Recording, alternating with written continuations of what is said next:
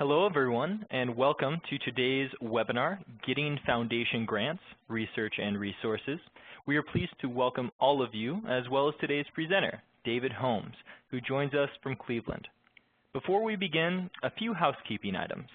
To reduce background noise, all lines have been muted. Please note there's a chat button located at the top right-hand corner of your screen. Please do feel free to submit your questions at any time during the presentation. Though we will address all questions at the conclusion of the presentation, we invite you to send along your questions as they come up. Also, today's session and the associated slides will be posted on the Cornerstone OnDemand Foundation website within 48 hours. All participants will also receive an email shortly after the conclusion of today's presentation with a link to the recording as well as information about the next webinar in our series. Please feel free to share this presentation with coworkers and friends. Before I hand it over to our presenter, I'd like to take a brief moment to introduce myself and the Cornerstone OnDemand Foundation as the co-host of this presentation. My name is Justin Waddell, and I work in the Foundation's nonprofit empowerment program. Through the contribution of our talent management technology and our capacity building programs, we strengthen nonprofit organizations around the world by helping them develop, engage, and empower their employees and the people they serve. Today's webinar, Getting Foundation Grants, Research and Resources, is part of a nonprofit webinar series designed to provide expertise and best practices for nonprofit leaders. This webinar series is an extension of the HR Pro Bono Core, a CSOD Foundation initiative which provides HR-related coaching and consulting to nonprofit organizations at no cost. The HR Pro Bono Core focuses its support in 3 areas: performance management, learning management, and succession management. If you are interested in learning more about how your organization can benefit from the services provided through the HR Pro Bono Core, please visit our website at cornerstoneondemand.org. Today's topic is a very timely and relevant one for our nonprofit community, and I am very pleased to introduce today's host, David Holmes. David is the Acting Director of the Foundation Center, and he has graciously lent his time today. David, I'll now pass it over to you. All right. Thank you, Justin. Hi, I'm Dave Holmes. I am the Acting Director of the Foundation Center in our Cleveland office. We have 5 Foundation Centers all across the country. If you're not familiar with us, we are a national nonprofit organization, and this is our mission. We strengthen the social sector by advancing knowledge about philanthropy in the U.S. and around the world. We've been doing that for a little over 50 years, and our mission has always been to make foundations more transparent and to collect information on private philanthropy, foundations and corporations and charities that give money away. And we do it through collecting information on them, making it available for people who want to get a grant from them. We have a database that I'll show you in a little while called the Foundation Directory Online. It has about 120,000 grant makers in it now from all across the world, and we help people learn how to search that. We sell access to it. We also make it freely available in over 475 libraries throughout the country and the world now. We collect information on foundation and private giving, and we do research on trends in the field. And we do regular training courses like this, a lot of free trainings at our 5 main libraries in Cleveland, San Francisco, D.C., Atlanta, and New York, and also trainings throughout the country, free, fee-based webinars, all of that kind of information. Our main idea is really to make sure that you get access to the information on fundraising, foundations, nonprofit management in whatever way that you can, whatever way helps you the most. So what I'm going to do today is really take you through one part of this, the overview of the grant-seeking process and how you would connect with private grant makers. And one thing that's important to know when you're doing this, finding out about private grant makers, and by private grant makers I mean we're not talking about government, we're not talking about individuals, we're talking about organized grant-making organizations. What is important to know is that they are slightly different. We have a big database full of them that I'll show you, but each one of them has different ways that they're organized, different ways that they were set up, and different information available for free about them. So if you're trying to do research, sometimes the most important thing is to know how much you can get and where you can get it. So we will teach you about the different grant makers, and then I will also go into talking about identifying specific funding partners for your programs and how you can think about it as you're doing this. We have many resources, some of which you have to use at a library or subscribe to, and many, many others that you can get access to through an internet-based program, something that wherever you have internet access, you can get access to these free tools. So I will be going through all of those, and I hope that if you do have any specific questions about this, you can share them with me as we go on. I'll make sure that we get them answered before we all finish up. All right. So what I want to start with here is to talk about the world of institutional grant makers. And by institutional grant makers, as I said, we're talking about organized private givers. And they fall into three main categories, and I'm going to go through and describe each of those categories. In each one, there are certain characteristics that make them easier or harder to find out information about. But you want to know about each one so that if you start to do research, you know what you can expect to find and what you might not find. The three categories that I'm going to talk about are private foundations, direct corporate giving programs, and grant-making public charities. And I'll make sure I go through and define each one of those as we go on. The one category that most people think of when they think of the foundation center and they think of trying to find a grant is a private foundation. And that's what a lot of people, the word foundation by itself doesn't really mean anything. But whenever people see that, such and so foundation, they think, oh, that's a grant-making private foundation. That's people that are going to give money away. They're not all the same. A private foundation is actually a specific designation designated by the IRS, and it is a nonprofit organization, non-governmental nonprofit organization, a 501c3, just like many of you are. But the difference between them, private foundation, and your organization is that private foundations are not funded by public money, not funded by donations. They are funded by private sources, one or two or a few individuals who collect that money. They make a lot of money. So Bill and Melinda Gates. Bill Gates makes a whole lot of money, decides he wants to give back to the community. He wants to wipe out disease, and he wants to help people that need to learn how to use technology. So he starts a private foundation and takes a large chunk of his money and puts it into that nonprofit organization. That becomes the endowment fund for that private foundation. And that foundation isn't funded by a whole bunches of other people giving money. There's really only one other person that puts money into the Gates Foundation, and that's Warren Buffett. So between Bill Gates and Warren Buffett, that's where all the money for the Gates Foundation has come from. It's been invested in this nonprofit organization, and the earnings from that investment, it's the biggest foundation in the world, biggest foundation that ever was, the earnings from the investments of that money are what they use to make grants. So this private foundation has its own funds or endowment. It's required by law to aid educational, social, religious, scientific, and other charitable activities through the making of grants. That's the definition of a private foundation as the IRS designates it. And that keeps you, as a private foundation, from giving money to for-profit endeavors or giving money just, to buy yourself a car or something like that. It's to support charitable activities. That is one of the restrictions that the IRS puts on it. But there are not that many others that they do. This private foundation can be managed by its own trustees or directors. So in case of the Bill and Melinda Gates Foundation, the trustees are Bill and his wife and Warren Buffett and some other family members of the Gates. A lot of the times, private foundations are managed by other family members of the person who started the foundation, who funded the foundation in the first place. And that's why a lot of the time the biggest category of private foundations, say there's about 80,000 of them that we know about in the country, about 75,000 of them are what we call independent private foundations, or the other word that is often used is family foundations, because the trustees, the people that make the decisions about what grants get given out and what they go to, what types of nonprofits get them, are often relatives, children, grandchildren, spouses. And that's what makes up the trustees.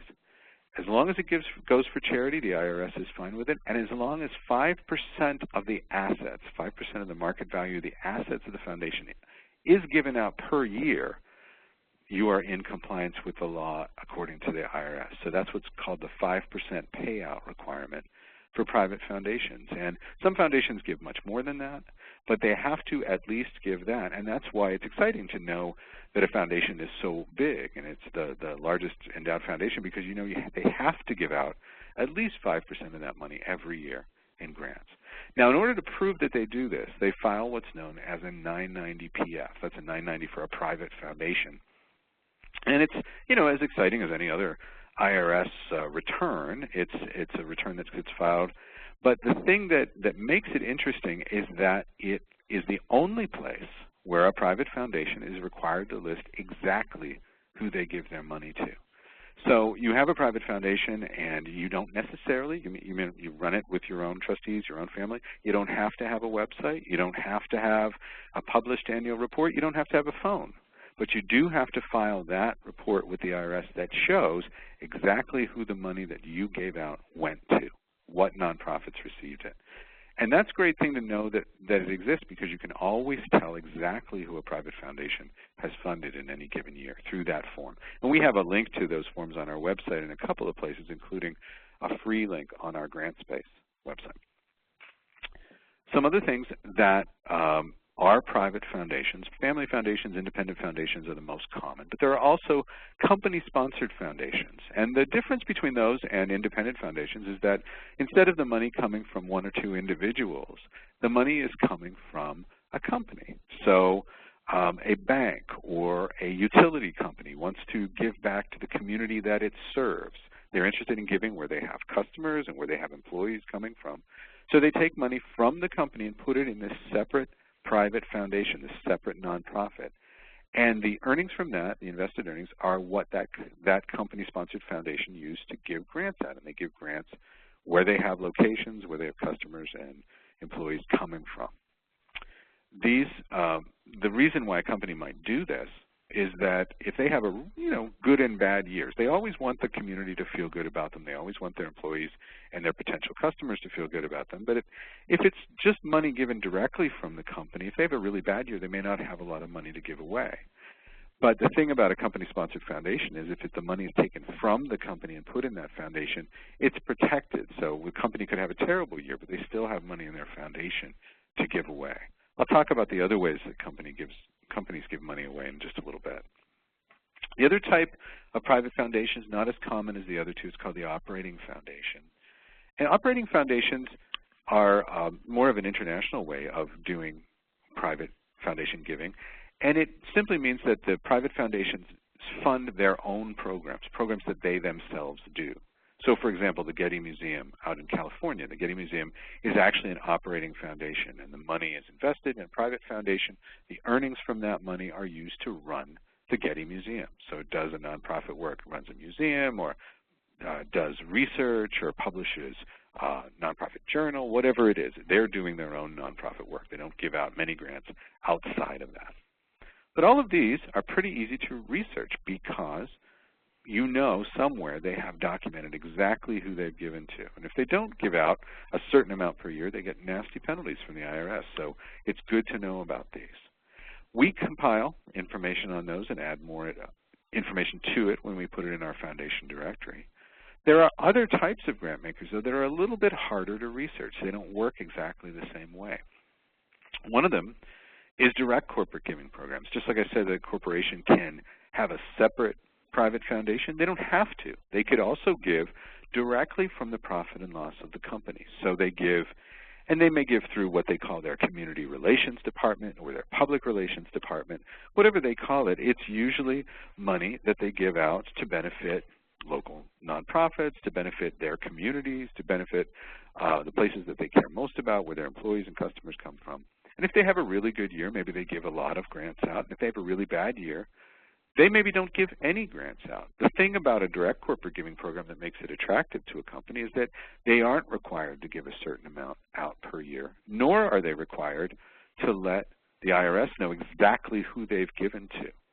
So it's very difficult sometimes to research these, and you sometimes don't find very much information about whether they're likely to give to you or not. Sometimes you have to go into the building of that particular business and look on the wall to see such and so company in the community, and that's the only place where they really document it. So it's very difficult to research these sometimes. Also difficult to research are what's called grant-making public charities. And you know what these are. You've heard of different types of grant-making public charities. They are charities. They're not private foundations.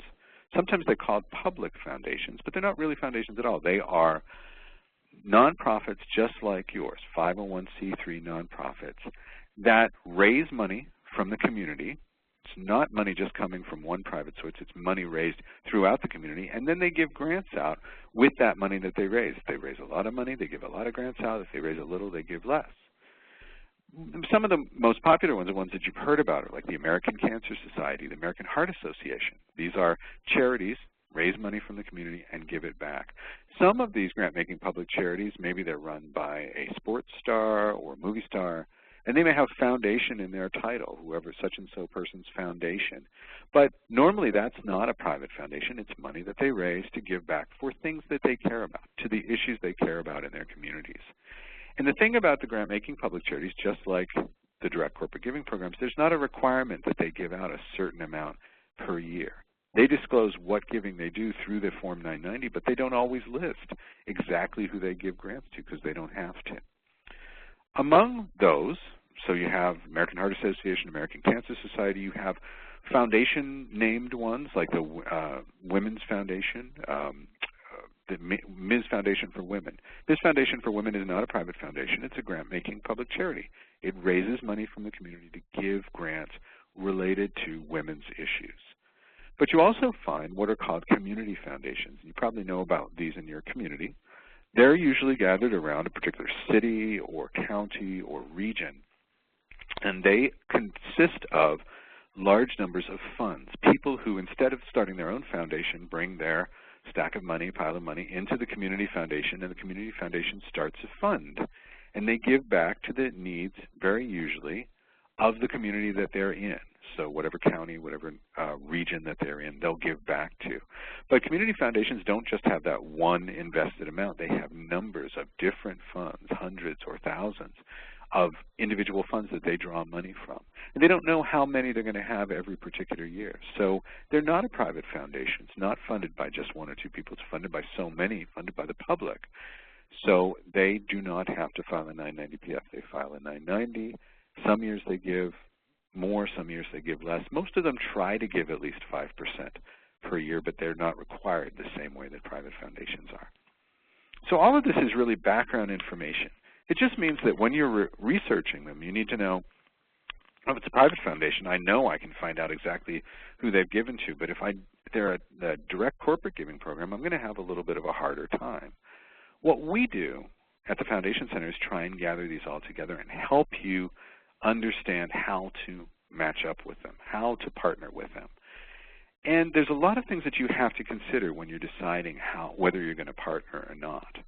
And some of the things that you should keep in mind are you're not going to just be able to go out and just ask the richest ones. And people come in all the time at the Foundation Center and say, I want to ask the Gates Foundation for money. And I say, are you connected to the Gates Foundation in any way? Well, no, not really. I mean, because they tend to give where Bill made his money, where he lives, internationally. They give to what they care most about. So when you're doing this, when you're beginning to approach foundations, there's a number of things you have to have clear. First of all, you have to be clear, what do you need? You can't go to any of these private givers and say, well, just here's what I do, send me as much money as you can spare. It doesn't work that way. You need to know, what specifically do you need to do with the funds? So some foundations will give for building and renovation, or for capacity building the capability of the organization, or for equipment purchases, but a lot will not. A lot of them just like to give for direct service to the people they care most about. So the first thing you have to have clear in your head is, why do you need this funding? What are you going to do with it, and what kind do you need? Do you need money for program? Do you need money for building? Do you need general operating support for everything that you do? And you have to be clear about how much you're going to need. You're not going to be able to go to just one foundation and get funding for everything that you need. That's not how it works. Foundations expect you to piece that together with other foundations and other sources of funding. And you can't ask a foundation that gives regularly $500 grants for $20,000. They just will look at you and laugh. You need to know how much you need for the program and how much you're likely to ask from them. And you also have to be very clear when you're going to need the funds. It's not like you can get a grant request together, send it out, and expect to get the money by return mail. It doesn't work that way. Foundations sometimes take a couple of months, sometimes longer, to decide who's going to get their grant. Sometimes they have one grant-making decision period a year, and maybe they have no other deadlines. So you send it in, you think, well, they'll certainly get back with me within a couple of weeks. Well, maybe they made their decision for this year last week, and you won't hear into the future until the next year. So think about when you need the funds, because the foundations also don't want to pay for things that have already happened. They want you to plan ahead, make the request, get the funds, do the work, and then report back. So as far ahead as you can plan. If you can plan a year in advance, you won't eliminate any possibilities because you won't get the money too late from any particular funder. All right. So you are clear within your organization of what you're looking for funding for. The next part is to be clear about who is likely to give to you. And we're going to take a look at how this works in just a little bit. But this is the way that you need to think when you do your research, when you look at a foundation's website, or you look at the foundation record that we keep on them, or any other information on them. Look for the match. The term that foundations often use is the word fit. This is a good fit. This is a bad fit. This is really closely fit with what we care about, because they always think, when you communicate with them, how does this match up with what my donors and what my trustees are interested in? How do we fit together? And so they will think about it that way. So when you're looking to find the most likely funder, you have to think about how well do you match up with them. First of all, which of these funders that I'm researching fund in my area of interest? And by area of interest, I mean the things that you care about, the people that you serve, the needs that you respond to in the community. So we work with economically disadvantaged individuals. We work with African Americans. We work with women, girls. You work with children with autism. You want to find funders that are interested in funding autism, but you also have to think a little bit broader than that, because most funders don't get very, very specific. So you can find the funders that are interested in funding autism programs, but you also might want to back up a little bit and say, well, which funders are interested in funding programs that help children or that are for children's health, not just autism issues? All of those things are important to consider when you're trying to match up based on that. The second most important part, though, is to see who funds geographically where you are. Most private foundations are not big enough to give nationally or internationally. They tend to give in the region where the trustees live, where the company is located, where the person who started it made their money. That's where they give back to. And they will limit their giving to that geographic region. So you want to find out if you match up with them based on what they care about, but also about where they give their monies, where your service is going to go. Is it the same as where they care about? Third thing I already mentioned, who's going to provide the kind of support you need? If you need money for program support, that's pretty much across the board, findable from different foundations and other private grant makers. But if you need specific money for building and renovation, or to buy equipment, or to do capacity building, who is going to provide that kind of support, that specific sort of support that you need? Some will and some won't. So you need to find the ones that will. Once you do this kind of searching and find a potential match, you're going to be looking at more information about that funder, and you're always looking to see how much more can I find out about them. This is what we call, doing your homework, so that before you make a connection to a potential funder, you know the kind of things they care about. Who have they funded that's similar to you? Take a look at the list of grants that they've given. Who have they given to? And how much do they give? So if I'm looking for a grant for an education program, I'm looking at all these different funders, what's the typical education program that goes to them? What do they usually get as a grant? Is it $5,000? Is it $25,000?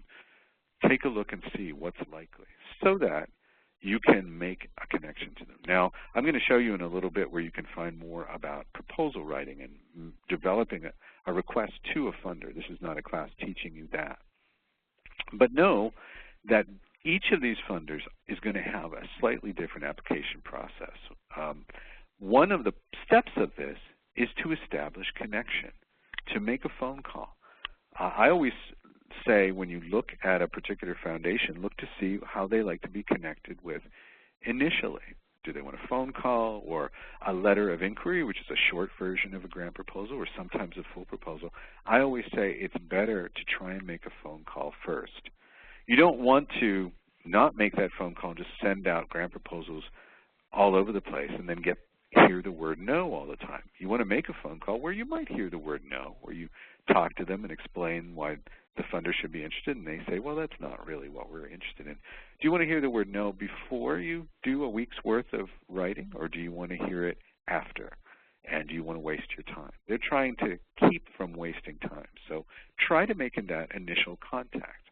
I'll show you where you can find out more information on that. Also, make sure you follow their guidelines. So many funders have slightly differing guidelines, and you might try to generalize.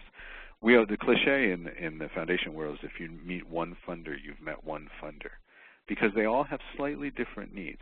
If you put a grant proposal together, you're not going to write it from scratch each time, but you do need to modify whatever your master proposal is so that it fits. Some of them have an application form they need you to fill out. Sometimes it's one shared among different funders. Sometimes it's one just for one funder. But follow those guidelines. Pay attention to their restrictions and pay attention to the deadlines. I always say it's a good idea to get it in early. If you run up the stairs at 5 o'clock on the day of the deadline and turn it in, you don't have a lot of time to fix things that might have been wrong. But if you do turn it in early, you're able to work and to gather more information on what's necessary for it and how it works, and make sure that you answer their questions that they ask for. But get in a little bit ahead of time. Don't just push it to the end of the deadline. All right. What I want to do from now on is to go in and show you some of the resources that the Foundation Center has. And as I said, some of them you would have to subscribe to or use at one of our partner libraries throughout the country. Some of them are free on the internet. The place you can access the ones that are only accessible at our partner libraries, partner centers, are at these 5 Foundation Center libraries and throughout what we call our funding information network. These are the libraries and nonprofit centers throughout the country that partner with us, that provide free access to core Foundation Center materials, that provide free access to all the databases we publish, and who also have experts trained to help you when you go in and do some searching. I'll show you, as we get into this, where you can go to find exactly where each of those funding information network partners are. But what I want to do to start is to get in to show you 2 websites. The foundationcenter.org, which is our main website, has a lot of good core information on foundations, and also what we call grantspace.org. Foundationcenter.org has so much information that we took a lot of what was on there related to learning and instruction and answering of questions and put it in GrantSpace. I'm also going to show you the database where we collect grantmaker information called the Foundation Directory Online. So let's go and do that. I'm going to share my web page with you here, and I'm going to bring up a few different things. So just give me a second here. So what I have in front of you here, this is the Foundation Directory Online, but I first want to start at the foundationcenter.org. This is our main website. If you need to find additional information about us, if you need to contact us or order any of our materials, this is where you would go. And it has many, many links to different things, one of which is the Foundation Directory Online, which I'm going to go to. I already have it open here. This is a resource, as I said, that is not free from home. It is something that you need to subscribe to if you want to get it from home. It's free from our partner libraries, and as I said, I'll show you where those are in just a little bit. But I wanted to show you why you might want to use it. Remember that I said that all grant makers don't have websites. They don't all publish a lot of information about themselves, but we try and get as much information as we can about them. And we have this searchable so that you can search what grant makers are out there, what grants they've given. We catalog over 3 million grants they've given. And you can search within their 990s, the forms that they've sent to the IRS. The way this works, and I'll just do a quick search here, is if you say you were running a program that was going to help seniors, and you were located in California, and you were looking for senior programs programs that help seniors, funders that help seniors that give in California, and you were looking for ones that would pay for building and renovation. You want to renovate your building that serves seniors. You can do a search like that and find a list of potential sources of funding. This gives you a basic list of who they are. You can go a little bit further and look at each one and find out exactly how this funder operates. Their contact information if they have it, links to their 990-PFs that they've filed, some basic information. You look further down, you can find out their limitations, what they do and do not fund, and where they give their money. Further down, you have information on their purposes and activities, who they give to, how they matched up with you. And at the near the very bottom, application information, including how they like to be approached if you've never gone to them before, the initial approach. All of this is material that you can email to yourself or print, turns into a PDF document you can print or save on a flash drive. And you can also find a lot of information on the grants that each of these foundations give. You can search within them. You can map them to see where they've been given, where their recipients are. You can chart them to see how much they give towards one thing rather than another. And you can get additional information on them. It's always updated very, very recently. We try and get everything updated on our foundation directory weekly so that any changes are taken care of. You can find this kind of information. You can print it out. You can track and email it to yourself. It's a great way to get more information. You can also work backwards and search to see who's given grants in your particular area, what foundations have given there. That's the foundation directory. And as I said, it's a subscription service. You can subscribe anywhere from $20 a month up to $180 a month. You can also use it free, and I'm going to show you where you can use it free now by going to another website that's very useful. This is called grantspace.org. I mentioned this before as the place where we put information on training and learning. And one of the things that's on every one of these pages of GrantSpace is a little place where you can find out where to use this database, the foundation directory I just showed you, where you can use it for free. So you can put in the zip code of where you are, search and find us, and find all the locations. I did 15221, which is the Pittsburgh area, and I just searched to see what are the Foundation Center Information Network partners within that area. Each one of these is going to have free access to the Foundation Directory and experts trained to help you in using that and our other resources. So there's quite a number throughout the country, and I would encourage you to take a look and look at the Find Us to find out where you can use the database I just showed you for free. But that's not the only source of information for learning. The grantspace.org website has many free, and by the way, everything here that I'm showing you on GrantSpace is free. Many free tools for fundraising in particular subject areas, places to build your skills. If you want to learn how to do proposal development or fundraising planning, you can go to the skills section and see multimedia trainings, tutorials, webinars, videos, podcasts, chats that will talk about learning how to do these different things. Our classroom links to all of the courses and trainings that we offer, web-based, virtual, in-person, full day. All of those are listed there. But I want to spend the most time looking at this tools section, because the tools section in GrantSpace is probably where people go the most often. And there's a number of fantastic tools on here.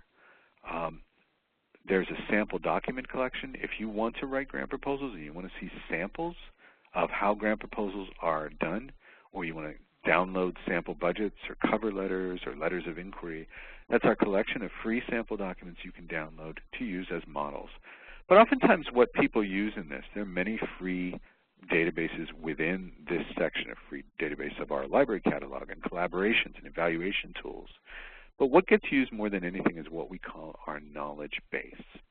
And the knowledge base is simply the answers to the questions we get asked most. So if you are looking to enhance your knowledge about a particular thing, say you want to write a letter of inquiry. The funder says, send a letter of inquiry to us before you do anything else. You can search in the knowledge base the letters of inquiry and find out what is a letter of inquiry. It opens it up for you. It tells you what it is. And it tells you how you write one. It gives you an outline of it. And then further down, it will tell you where you can find samples, where you can download free samples, and where you can find the best websites. I don't know if you've ever gone on to Google and tried to search grants. You'll find an awful lot of junk in there. Well, what we've done is try to sort out what's the best stuff out there and what are the best links. And we put the best ones, we mark them with an asterisk and set them near the top of this list. You can see some other things that are related, videos and chats and different discussions. But you can look by categories. If you want to learn more about proposal writing, for example, you can go in and look at all the questions and answers in that category. And you can look related to things that are in Spanish as well as English. So this is totally free resource. One thing that's good about it is that we have chat reference as well. So if you're looking in here, you remember this, but you don't remember where this particular thing was, you can go up to the chat button, click on that, and talk to a librarian. This is usually throughout the day on Eastern time, but also into the evening because we have Western time. San Francisco office covers this.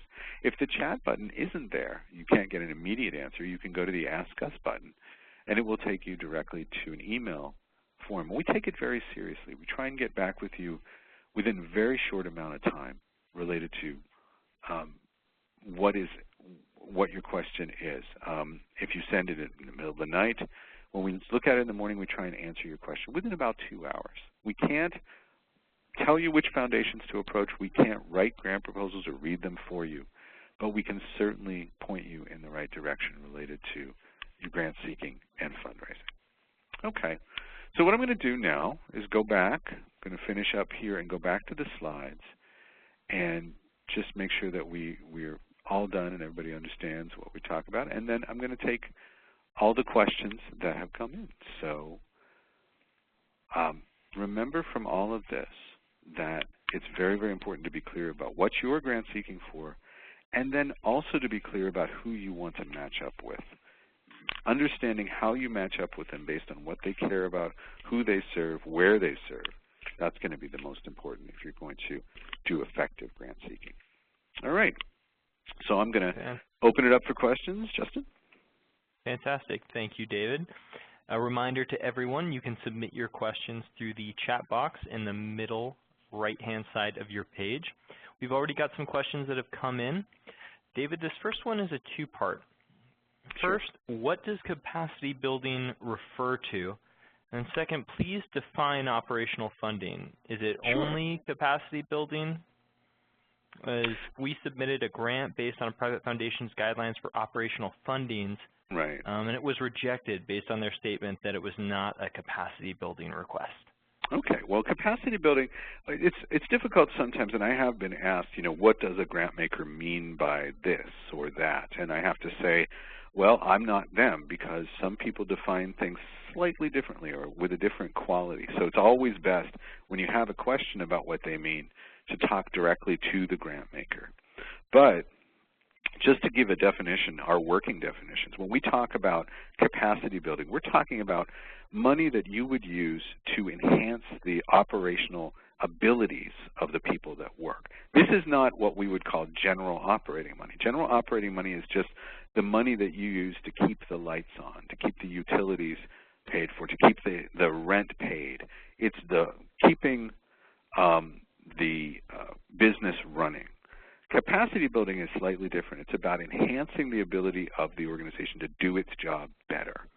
So it's training the staff. It's training people how to understand things better. It's bringing up the level of the fundraising or the technology or the human resources department. It's bringing up that level. So it's a slight difference. I'm not sure what the foundation that you applied, how they made their definitions, but they were probably thinking less in terms of just the costs of every day and more in terms of the costs of making sure that every day is more efficient. Okay, great. Thank you. Our next question, where do I find information on the best way to approach a particular funder? Well, I would say that the best way to approach a particular funder, it varies depending on what kind of information they're sharing with you. The way that we recommend, of course, is using our foundation directory. We try and indicate what they like to see as their initial approach. And some of them will say on their website, call us or send us a letter of inquiry or fill out our online form. I say that the best way to approach any particular funder is the closest way, the way that you get a chance to actually talk to them. You know, if they don't have a phone or they don't publish a phone number, you can't call them. I would say calling them is often the best way. But look to see if they have an email address. Look to see if there's any way to get connected with them that makes it easier. Don't just send them a full proposal as kind of a big impersonal document. The more you're able to connect with them closely, you know, even we have regular coffee and conversation programs where you get a chance to meet grant makers, talking to them, finding out how they like to be approached. That's the best. We listed in our foundation directory what they prefer, but keep an eye out and make some phone calls. The worst that can happen if you make a phone call and there's nobody there, or they say, you know, oh, well, what you need to do is fill out our online form. Well, you were going to do that anyway, most likely, but now you've talked to somebody. Now you can say when you fill out the online form, thanks for talking to me. You know who to call back if you don't know how to fill out the online form.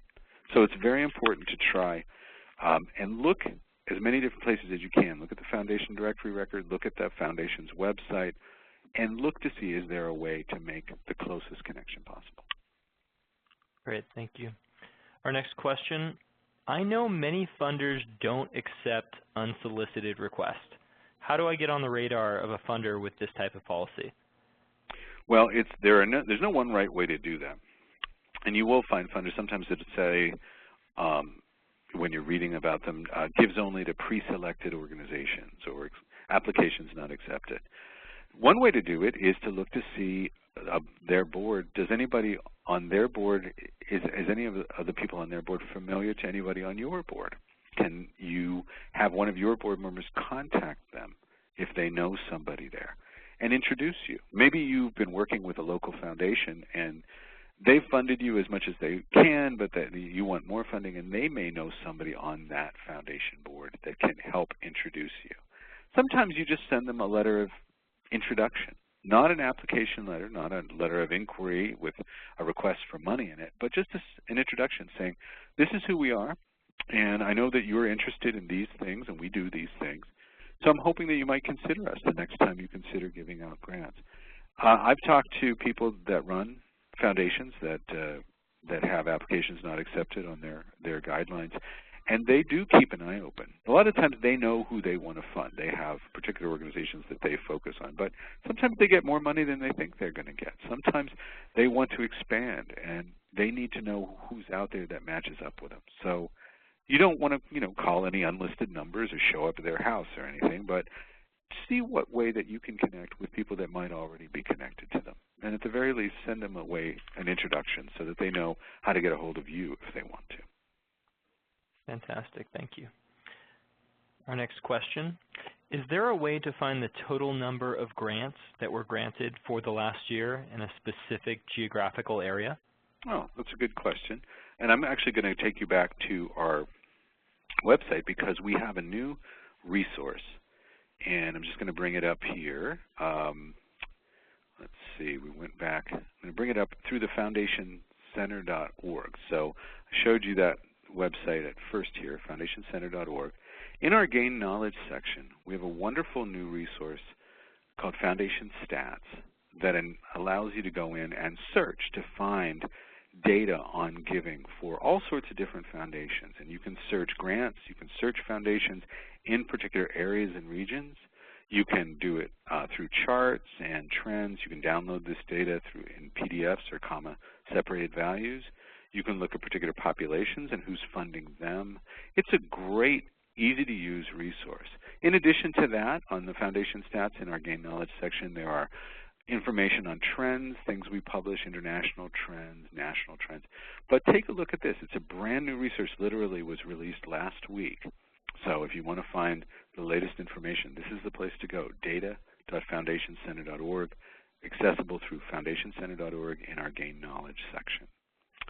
Okay, I'm going to take us back to the... and this next one might also be on your website. Our next Sure. question was, what website does one use to search the IRS Form 990? Oh, yes. Okay, so I'm going to go over here. So I was in foundationcenter.org. What I'm going to go to now is grantspace.org. Again, both of these are free websites you can use from home. And the place I'm going on grantspace.org is in the Tools section. And then down here on the far right-hand side is a little thing called the 990 Finder. Now, you can search the Foundation directory and get links to the 990s and 990PFs. But if you want to just look for the 990s and 990PFs of any foundation or any nonprofit organization, you can do that. You can use the 990 Finder. If you know the name of the organization, or you know their EIN number or where they're located, you can find lists and link directly to the PDFs of their 990 reports to the IRS. So that's where you would do that. Okay, fantastic. And we have one more question, a final one. What are some best practices to ensure that my request will be looked at seriously by a potential funder? Oh, that's really good. Some tips that I would give is to think always, when you make a call or when you're thinking of connecting with a potential funder, why should they care? That's the question that they're going to be thinking if they pick up the phone and they talk to you. Why should I care about what you're doing? Tell me why it would match up with what I care most about. So a best practice is to do your homework, to research that funder, to see what have they funded before. And not just look to say, oh, they like education, something very basic, or they like this, but see specific types of programs and how they compare to yours. That's a good best practice. Do your homework. Another good best practice is to reach out, to make that connection. Explain it to them when you call. Don't just say, well, I have this nonprofit, this is what we do, I'm not sure if you care or not. Tell them, I know that you have, from my research it looks like you're particularly interested in working in after-school, funding after-school programs in economically disadvantaged neighborhoods. I want to tell you about how my program in our economically disadvantaged neighborhood should be of interest to you. So you give them specific details about why they should care, and you make that introduction. When you write to them, if you're sending them a letter of inquiry, remember to answer the kind of questions and connect to them in as short a way as possible. The worst way that you can approach foundations is to treat them as if they're all the same and send them all the same stuff. Don't bother to follow their guidelines. Don't bother to reformat or to highlight the things they might care about. You just send them the same paper that you send to everybody. That's not a good practice, because they don't want to be treated like a cash machine that you're just putting your card in and waiting to get the cash back from. They want to know about the needs that they care about. They're in the business to serve the populations they care most about. They want to know how you connect with those populations.